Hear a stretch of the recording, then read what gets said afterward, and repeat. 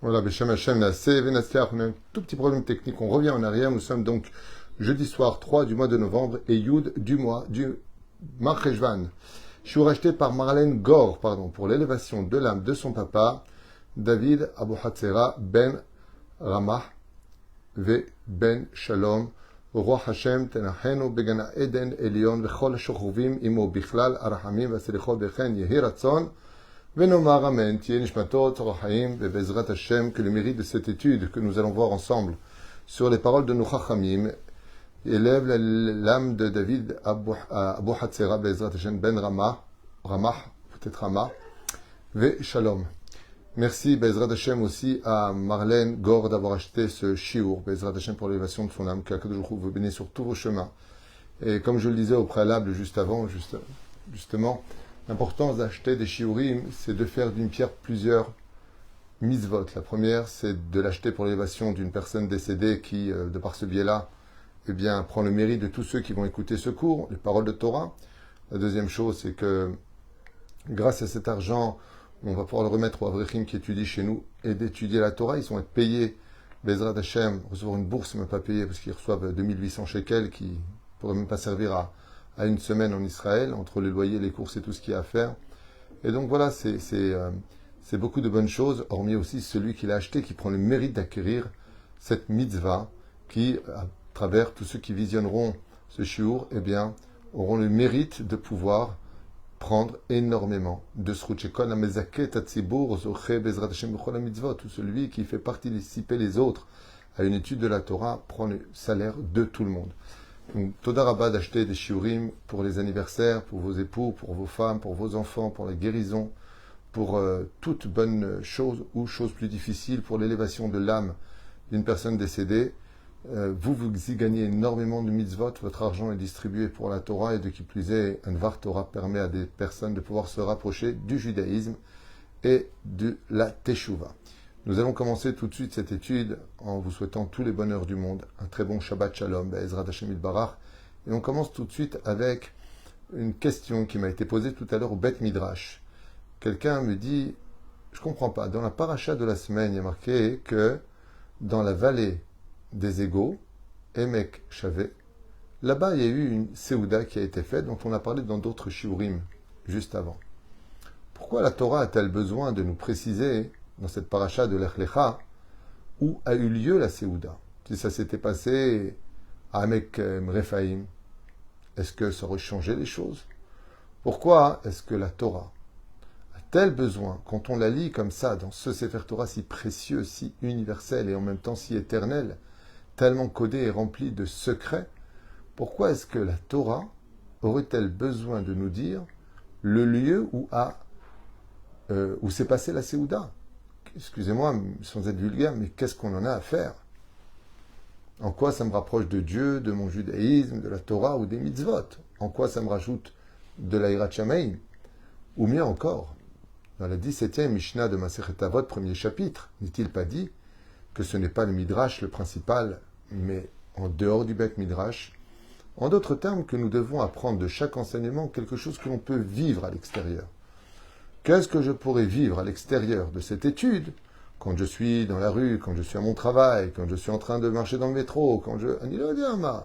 dans ma maison, avec mon épouse, avec mes enfants, avec mes amis, avec ma propre famille? En quoi, en lisant ces versets-là, la Torah peut-elle me donner un message pour toutes les générations? Si c'est un livre d'histoire, alors on comprend que, on veut te dire que la guerre elle a eu lieu à Gilboa parce que c'était là-bas. Ok.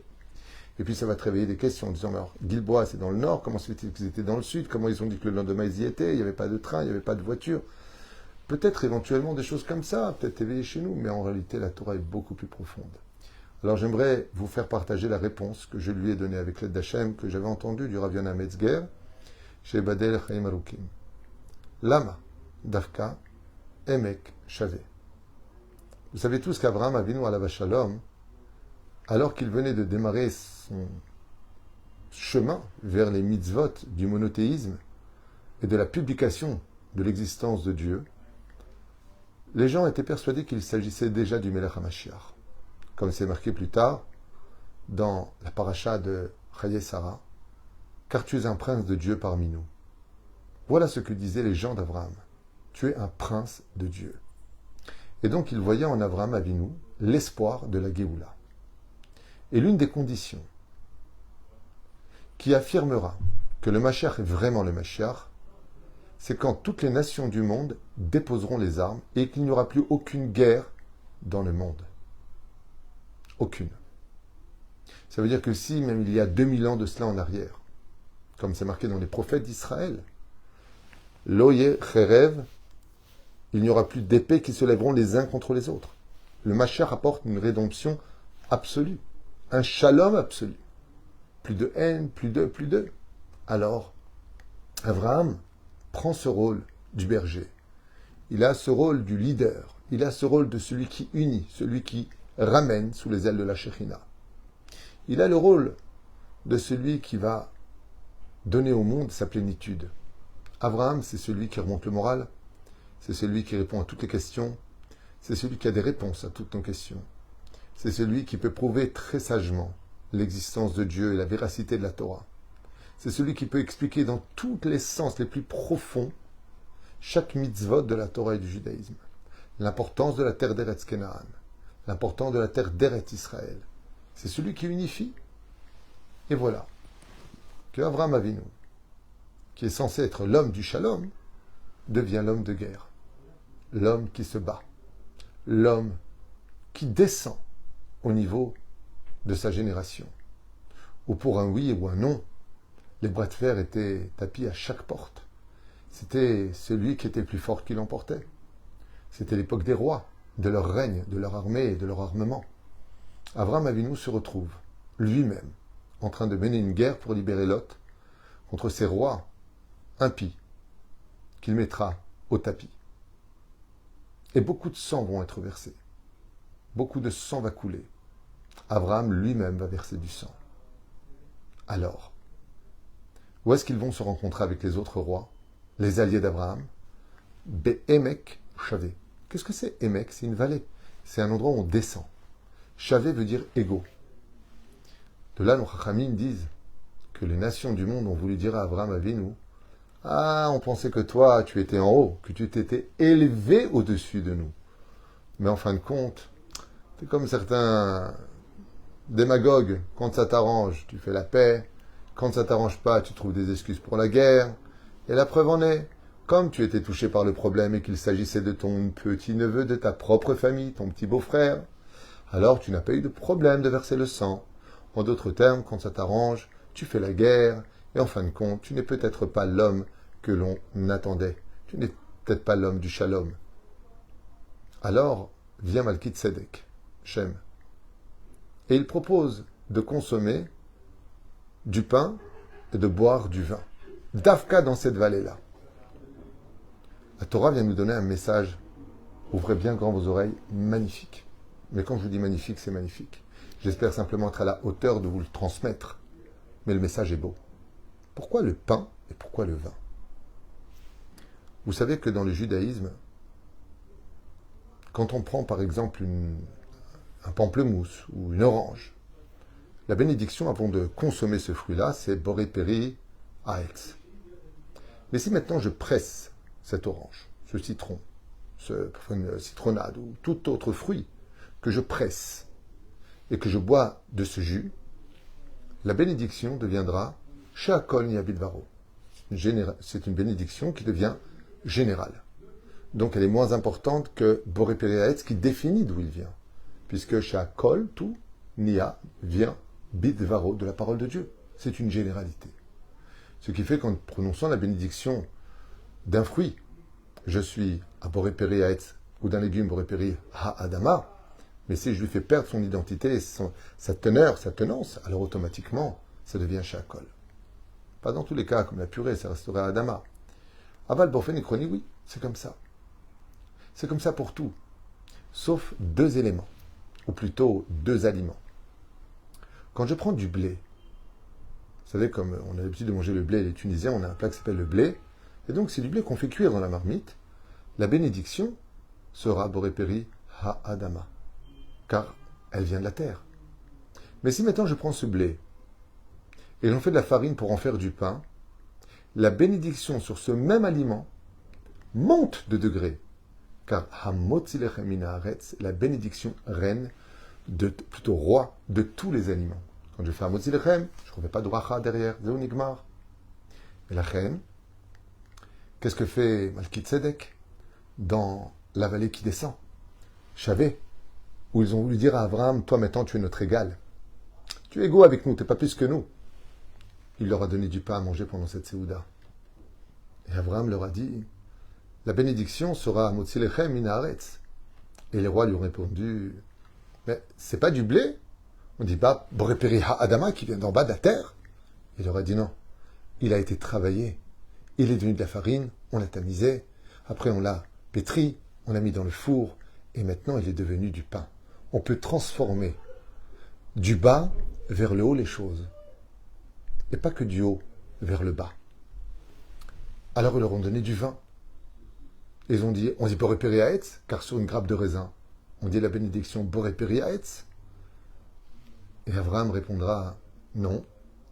Comme il a été pressé, son jus, qui normalement devrait descendre de niveau Sheakol, devient pour le raisin Boréperi hagefen, qui est la reine des boissons.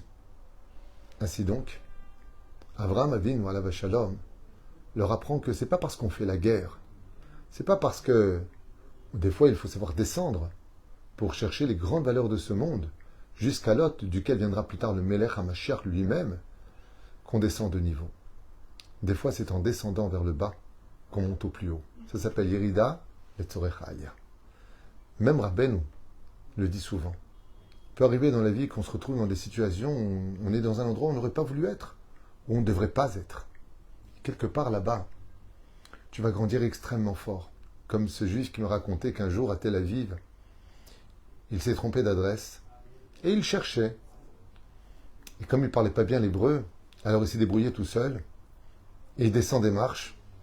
Et il arrive, avec tout respect que je vous donne, dans une maison close où il y avait des filles qui étaient pratiquement dénudées sur un sofa rouge. Il s'est rendu compte qu'il était tombé dans une maison rose. Et il n'a pas compris pourquoi Dieu l'a mis dans une telle épreuve.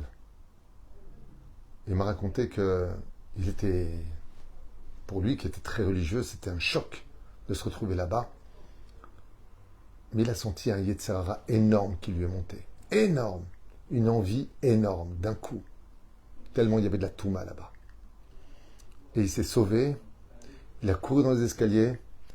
Il s'est sauvé de l'endroit. Il m'a dit, j'ai pris le premier bus, je ne savais même pas où j'allais. J'avais perdu la tête. Et je suis parti. Je lui ai dit, alors? Il m'a dit, le soir. Le soir. Mon père qui était décédé, il est venu me voir dans les rêves. Et il m'a dit, sache que dans le ciel, ce que tu as fait, d'être descendu là-bas et de t'être sauvé de la faute, alors que le Yetzer Hara t'avait pris, tu as fait trembler le trône divin. Dieu t'a béni à ce moment-là. Des fois, c'est quand on descend en bas, face à l'épreuve, qu'on doit être capable de remonter. C'est pas parce qu'on est dans des situations un petit peu guerrières, un peu difficiles, que ça fait de nous des gens qui sommes descendus. La vie est faite, comme je le dis souvent, comme une scie. La scie, elle est faite de haut et de bas, mais elle permet de couper les obstacles, d'avancer. On a le droit des fois d'être mal, on a le droit des fois de s'énerver, on a le droit des fois de descendre un peu de niveau. Mais c'est à ce moment-là qu'est toute ton épreuve. Vient Abraham Avinu et dit, c'est vrai que quand on presse le raisin, c'est plus le raisin, mais des fois la bracha elle monte encore plus haut. Ça devient Boréperi hagefen.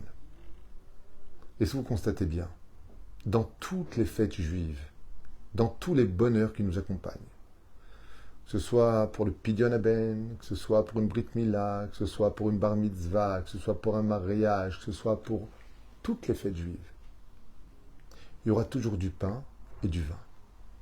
Toujours. Ce sont deux aliments qui accompagnent le shalom au sein du peuple d'Israël, le mazel tov au sein du peuple d'Israël. Car des fois dans la vie, on apprendra que même si on doit faire une guerre, c'est uniquement dans le but de ressortir plus fort avec le shalom à la clé. Et si c'est ce cas, c'est comme on dit Chazal, Kol machloket shehi leshem shamaim, sofa leitkayem. Tout conflit dans ce monde, qui est fait en l'honneur de Dieu, qui est fait pour le Kiddush Hashem. Alors même si tu presses du raisin, Et même si tu déformes la graine, qui est justement le blé, au point de le moudre, de le rendre de la poudre, au point de le mettre en train de le pétrir avec de l'eau. Mais elle est où cette graine? Tu vas la travailler, tu vas l'élever. Et tu vas dire un mot de Silechem qui va sortir tous les autres Yedechova. Ainsi est le message de la Torah. Emek, Chavé, dans la profondeur de, en fin de compte, t'es pas mieux que nous. Abraham se retrouve avec du pain et du vin qu'il distribuera à tous les rois. Et tout le monde lui posera la même question que vous venez d'entendre. Et Abraham, il y a 4700 ans de cela, lui aura répondu les réponses que je viens de vous transmettre, de génération en génération. Même des fois quand on descend, c'est pour remonter des choses encore beaucoup plus grandes que ce que nos yeux pourraient comprendre, même dans la vallée des égaux. Baruch Adonai Leolam, Amen ve Amen, Shabbat Shalom.